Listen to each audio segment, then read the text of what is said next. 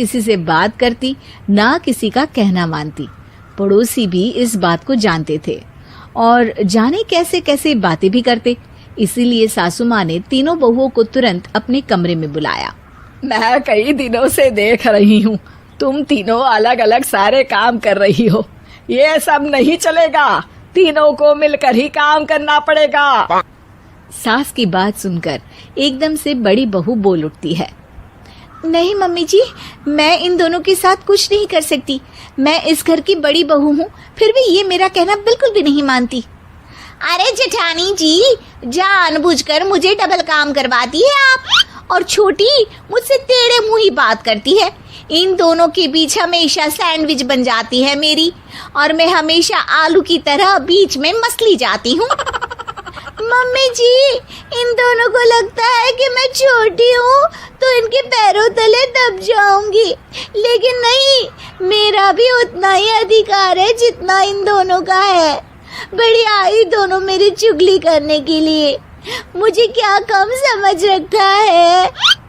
तीनों बहू एक दूसरे से बहस करने लगती है और सास दोबारा ये देखकर टेंशन में आ जाती है और सबसे कहती है, चुप हो जाओ, अब से तुम तीनों सारे काम एक साथ करोगी, आंख बंद करके एक दूसरे की बात सुनोगी।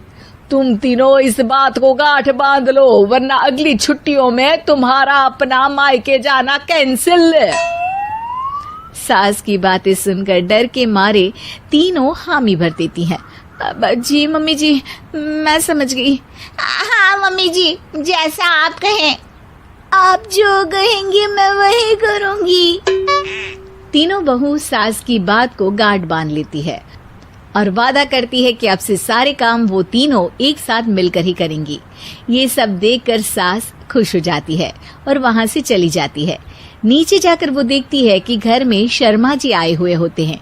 सास जोर से आवाज लगाकर कहती है, अरे बहू, जरा चाय बनाकर तो लाना, शर्मा जी आए हैं।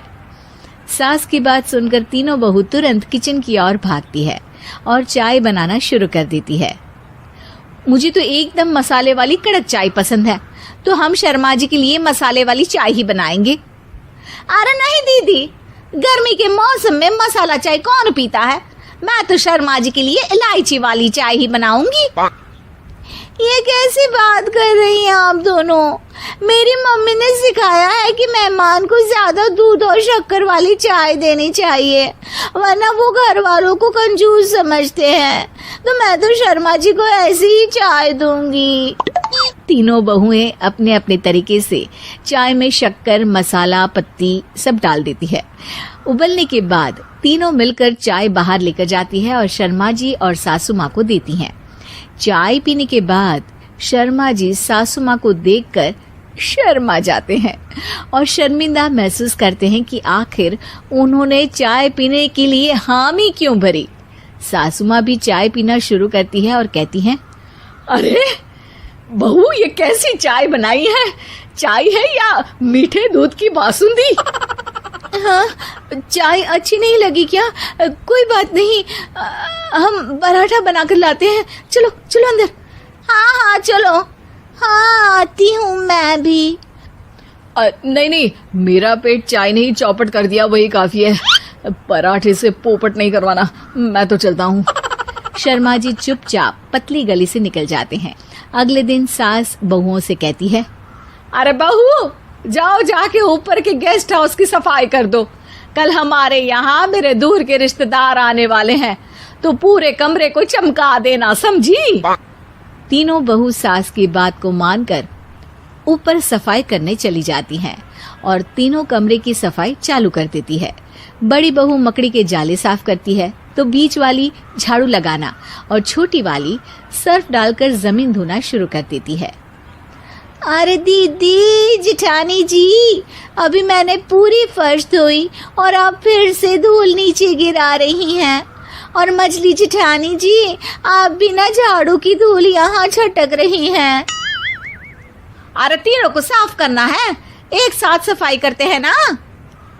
अरे वही तो, हम साथ साथ हैं, घर साफ साफ है।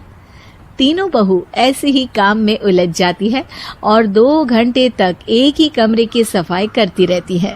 बहुत देर से अपनी बहुओं को ना देखने के कारण सास ऊपर कमरे में उन्हें देखने जाती है, लेकिन कमरे में घुसती ही वो गीली फर्श पर फिसलने के कारण नीचे गिर जाती है। ओरी मोरी मैया, हड्डी मरोड़ के रख दी। आए मेरी तो कमर ही टूट गई रे। तीनों बहुएं सास को उठाती हैं और बिस्तर पर सुला देती है। अरे मेरे हाथ पैर दर्द कर रहे हैं, दबा दो, आराम मिलेगा। हाँ जी माँ जी। अरे जी माँ जी माँ जी। और तीनों बहुएं एक साथ सास के हाथ को दबाना शुरू कर देती हैं। माँ की तो चीख ही निकल जाती है और नतीजा ये होता है कि सास के बचे हुए शरीर में भी दर्द उठ जाता है। हाय राम, ये क्या कर दिया तुम तीनों ने। अरे मेरी तो किस्मत ही फूटी है कि तुम जैसी बहुएं मुझे मिली। हे भगवान, पूरे शरीर में दर्द बढ़ गया है। अब तो पता नहीं कि चल भी पाऊंगी या नहीं। माफ करो, मुझे गलती हो गई मुझसे कि तुम तीनों को एक साथ काम करने के लिए बोला। सोचा था तीनों मिलके अच्छे से काम करेगी, लेकिन बड़े बुजुर्ग सही कहते थे कि 3 तिगाड़ा काम बिगाड़ा। तुम लोगों ने ये बात ना आज साबित करके दिखा दी। तुम तीनों को तो समझाना यानी मानो भैंस के आगे बीन बजाना है। तुम्हें अकेले अकेले काम करना है ना, तो अब से तुम अकेले ही अपना अपना काम करो। तीनों बहुएं वहां से जाने लगती है। अरे कहाँ जा रही हो? आप ही ने तो कहा कि अपना अपना काम करो, तो मुझे मुल्तानी मिट्टी लगानी है।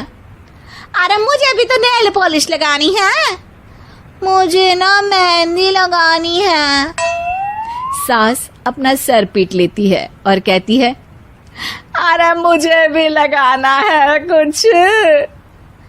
क्या माँ जी? क्या माँ जी? क्या माँ जी? तुम्हारे घर वालों को फोन तुम्हारी हरकतें बताने के लिए।